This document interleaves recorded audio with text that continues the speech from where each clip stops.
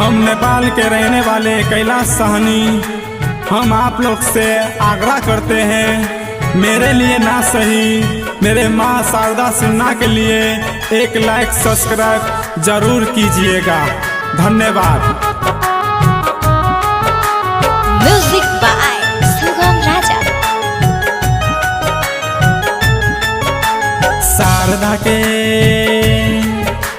शारदा के पूजल जाई सारा संसार में, माई शारदा के पूजल जाई सारा संसार में। सरस्वती मूरत रहे हो, सरस्वती मूरत रहे रहे दम आवाज में। शारदा के पूजल जाई सारा संसार में, माई शारदा के पूजल जाई सारा संसार में। सरस्वती मूरत रहे हो, सरस्वती मूरत रहे रहे दम आवाज में। शारदा के पूजल जाई सारा संसार में,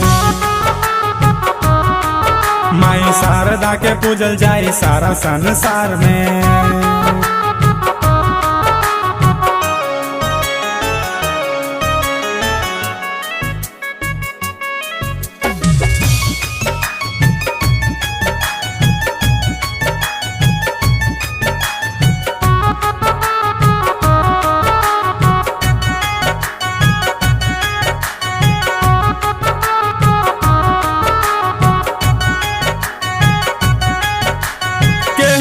भूल पाई ओकर आवाज के, सुनत रहे बच्चा बच्चा यूपी बिहार के।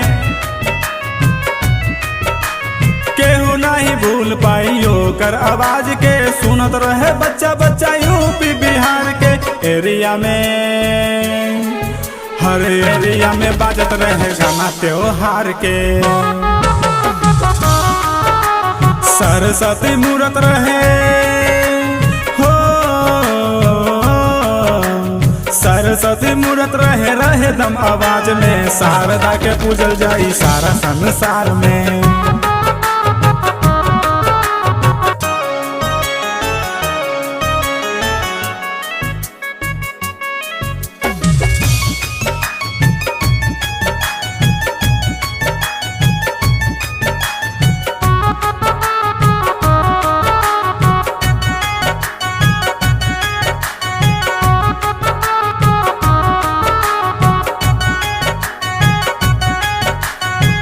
नहीं भूलब हम करे गीत के, फिर से दोहराइब हम सुर संगीत के। कबो ना भुलाइब हम करे गीत के, फिर से दोहराइब हम सुर संगीत के। शारदा सिन्हा के गाना बाजी अभियो नेपाल में। सरस्वती मूरत रहे सरस्वती मूरत रहे रहे दम आवाज में। शारदा के पूजल जाई सारा संसार में।